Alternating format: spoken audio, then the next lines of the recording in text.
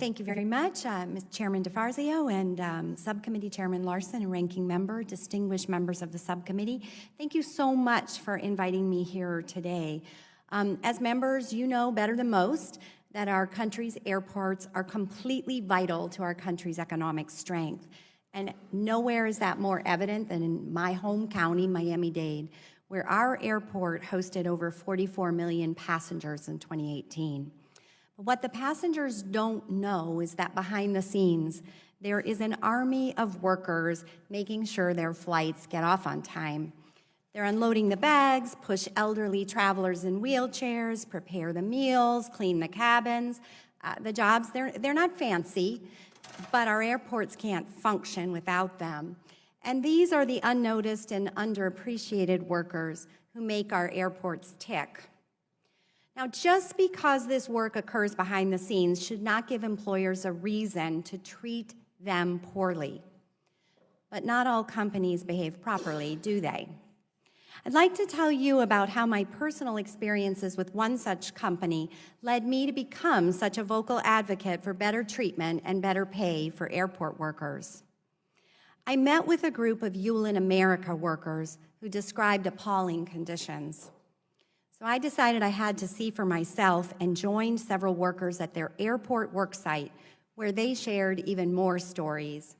Some were worrisome, others downright inhumane, like poorly maintained vehicles that also lacked seat belts, cockroaches running free in those vehicles, having to clean up human feces and blood without gloves, like no water provided to workers on the tarmac. Guys, this is Florida. It's hot. The tarmac's hot. The airport engines are hot. What kind of company does not provide drinking water to their workers? These workers were afraid to report these issues to management because they feared losing their jobs. And I now know why they were afraid, because I was just minutes away from experiencing this top-down culture of fear firsthand when I entered the break room. A Yulin supervisor immediately ran over to us saying, "There's going to be trouble here." And then an airline manager rushed over, towering above me, shouting that I needed to leave because this was private property. No. The airport is the property of the residents of Miami-Dade County. But I didn't want to escalate things, so I left and continued on my official airport tour. This same Yulin supervisor followed us everywhere we went. When we stopped, he stopped, making sure that the workers and I knew he was watching us. It was meant to be intimidating, and it was. I was shocked. If this company is willing to intimidate an elected official, I could only imagine what it was willing to do with its employees who needed these jobs, put food on the table, and pay the rent.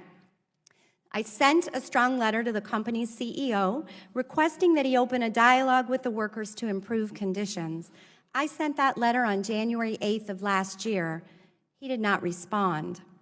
So that's when I called my congressional representatives for help, and they hosted the public roundtable with the employees that brought widespread media attention and finally prompted the company's CEO to request a meeting where he assured me the company would audit the worker conditions and that he would keep me informed as changes were made. He did not keep me informed. In October, OSHA issued the company a series of formal citations with penalties. Sure enough, the workers' reports were true. Cockroaches, true. No protection against exposure to blood and needles, true. No drinking water to prevent against heat exposure, true. Missing seat belts on vehicles, true. Falling hazards, tripping hazards, and more. The workers, 2 congresswomen, SEIU, and I pointed out these health and safety problems to the Yulin CEO long before OSHA did. The company ignored all of us, unfortunately demonstrating that our workers can only be kept safe from this company's management practices through consistent federal safety inspections.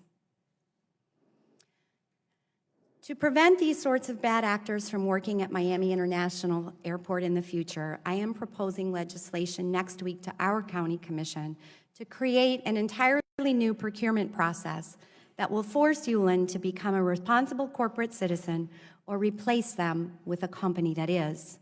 We ask you and Congress to do its part too and encourage airlines and their subcontractors to comply with basic standards of working conditions, local living wages, and in the case of this company, basic human decency. Thank you.